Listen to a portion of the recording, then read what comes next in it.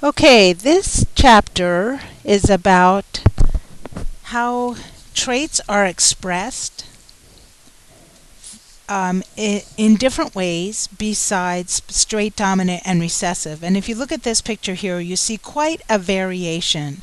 People are not just dark-skinned or light-skinned. They have quite a few varieties in between. People don't have just dark hair or light hair. There's quite a few varieties. And you can see there's hair that's curly and hair that's straight, etc. So we're going to continue on this first section, 7.1. We're going to talk about what kinds of things might affect the way genes are expressed in a person to see what trait they end up with. So chromosomes, and as you might recall from before, phenotype. The PH of phenotype means the physical, or what you see when you look at that individual, or you look at their metabolism, or you look at how their body works. Okay. Now, Mendel only looked at autosomal genes. An autosomal gene, so if you recall, there's two kinds of chromosomes that you can have. There's autosomes, and then there's sex chromosomes. So you have 23 pairs of chromosomes. 22 pairs of them, or 44 of them, are autosomes. We call them autosomes because they cover the kinds of traits that are found mostly throughout your body. And the sex chromosomes are called sex chromosomes because they confer your sex or your gender. So they confer the characteristics of your gender on you. Okay? So Mendel studied autosomal gene traits like hair texture. Okay, so before we move on to this next slide, I want to remind you what alleles are. So an allele refers to a specific form of a gene. For example, if the overall trait is hair texture, then curly hair would be one type of allele. Another would be straight hair. Okay? All right. Now let's examine human disorders. There's a few ways that you can inherit human disorders. Some are caused by recessive alleles. So let's talk about this. If you set up a Punnett square for typical inheritance, where the big C refers to a dominant characteristic, in this case being normal, and the little c refers to a disordered or recessive disordered allele or form of a gene, in this case cystic fibrosis. So you may not know what cystic fibrosis is, but it's a disorder that makes it quite difficult for you to breathe, and it can affect your muscles, etc. It's quite a debilitating disease, and it's very devastating when you have a child born with this.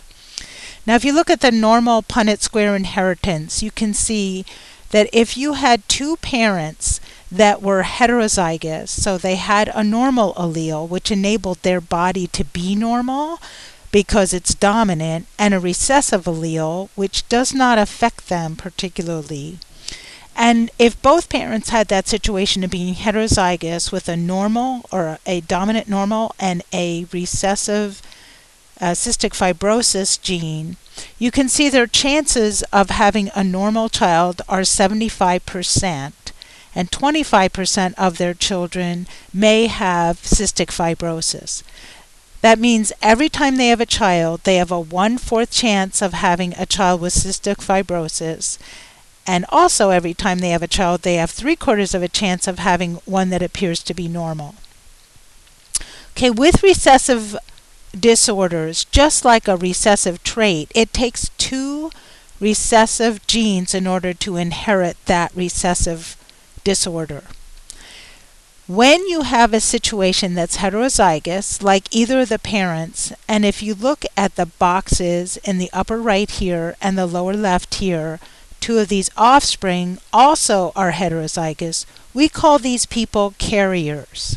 A carrier is a person that has a normal allele and also carries a diseased or disordered allele. So they have one dominant allele for being normal and one recessive allele for having the disorder.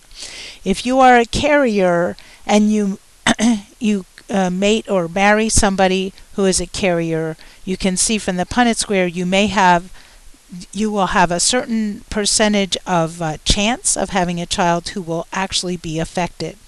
Now, if any one of the parents is homozygous for normal or homozygous dominant, then none of the children will have it. So I just want you to know what a carrier is. A person who is homozygous dominant is not a carrier, they're just completely normal. A person who is heterozygous for a disorder carries the trait but is not affected by it. And then a person who has two recessive alleles for the disorder will actually show the disorder. Now, another way you can inherit a disorder is through a dominant inheritance. So this is a little tricky to wrap your head around, but there are some disorders that happen when you only get one copy of the gene. An example of that would be Huntington's disease, which does not show up until you're in your 40s, and then you end up having cognitive problems and balance problems. It's quite debilitating and will eventually cause the person to die. All right, look at this same Punnett square. Now this time we're going to think about a dominant disorder. That means that any one of the offspring that inherits the dominant disease, the dominant allele will get the disease or the disorder. For example, both parents being heterozygous for the disorder, both parents will have the disorder, and then if you look at their offspring, 3 out of 4 chances every time they have an offspring will have the disorder, and only one of their offspring have the chance of it being completely normal. Okay? All right, now whether a trait is expressed or shown in a person may also depend on which chromosome they're on, whether they're on an autosome, which everybody has 2 full copies of every autosome, or whether it's on a sex chromosome. Now look at this picture here. You can see it's kind of obvious that this case, now the blue one on the left is a Y chromosome, and it confers male gender on this individual who has both an X and a Y. So the one on the left is the Y, the one on the right is the X. Okay, so every human being on Earth has at least one X chromosome. If you are a male, your second sex chromosome is a Y. If you're a female, you have 2 X chromosomes. Now, if you notice the difference between the two, it's pretty obvious that there's quite a few genes that are on the X chromosome, that there are no corresponding genes on the Y chromosome. We call all of these traits that are found only on the X and never on the Y, we call those sex-linked genes. Now this explains why sometimes males will inherit problems or disorders that are sex-linked because they might have inherited the recessive on the X that they received from their mother. Here are some examples. Color blindness. You get color blindness is on the X chromosome. It's more rare for a female to have color blindness because it is recessive, and if you're female and you have 2 X chromosomes and one of them can see color, then you will still be able to see color. But if you are a male and you inherit one recessive chromosome, your X chromosome, with a color blindness gene on it, you have nothing on the Y chromosome to correspond with the one on the X. So therefore, you will have color blindness with only one recessive allele. This is true for baldness, for color blindness, for hemophilia. There's several genes that are found on the X chromosome that can be disorders if you inherit the recessive, that affect men more because they don't have a second X to help offset that possible recessive with another chromosome that might be dominant. Okay. And you can see here in this Punnett square that if you have a female parent who has two X's and a male parent that has an X and a Y, and so the daughters of this mating will have an X from mom and an X from dad, both of them. And the sons of this offspring, the son offspring of these two will have an X who has to come from mom and a Y that has to come from dad.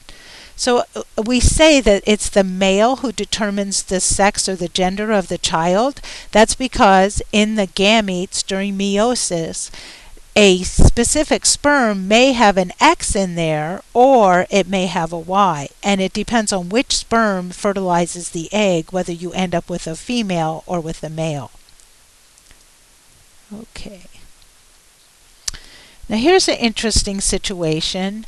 This here is a tortoiseshell cat, and you can see that this mother cat has black coloring and orange coloring. Now the white is on a different gene, but the black and orange are two alleles of the same trait. Okay, does that make sense? So don't worry about the white. The white just appears because of a different gene. All right. It turns out that this chromosome for color is on the X chromosome. Okay, so the males can either be black or they can be orange, but they can't be a mixture because they only get one X. Does that make sense? And in this case, this little guy has an X, his X chromosome has an orange allele on it. And this little girl, she has an X, an orange allele, but she also has a black allele. And this little one has an orange allele and a black allele. Okay, now if this female has both, they're heterozygous, they have an orange allele and a black allele, why is it that they have these strange spots? Okay, so the X chromosome, so let's look back here real quick. Notice how big the X chromosome is. So any one cell cannot have both X chromosomes active at the same time. So what a female body does is it will shrink one of the X chromosomes into a tiny little chromosome, a little tiny thing that's called a Barr body. B-A-R-R, a Barr body. So one X chromosome is active in any cell at a time. The other one is inactivated and shrunk. So let's look at these kitties again. You can see where there's black patches, which one do you think got shrunk? The orange gene or the black gene? So if it's a black patch, obviously the X with the orange gene on it or allele on it got shrunk and is inactivated. And in the orange patches, the allele for black coloring was shrunk and inactivated. You see how that could happen? So when you have a tortoiseshell cat, that cat has to be a female. It cannot be a male. Now think about this. Why? Because the male only has one X. So that the male will either be all black or they will be all orange. And of course they may have some white coloring because that's a different gene. All right, there are some cases in humans. So this happens in human females too. We shrink one of our X's in every single cell of our body. Which X gets shrunk is random. It's not consistent. You don't shrink the same X in every cell of your body. Just like you can tell in this mother, we've got patches where it's black, so the orange one was shrunk, patches where it's orange, so the black one was shrunk or inactivated. Here's a disorder that happens in females that is X-linked, and that would be having sweat glands. So some females have an X for having normal sweat glands, and the allele on the other X doesn't have sweat glands. And so in different parts of their body they will not sweat, but in other parts they will. So does this happen in every female? No, only in the ones that are heterozygous for this non-sweating disordered gene. Okay, so I think that's everything. Okay, thanks for listening. See you tomorrow.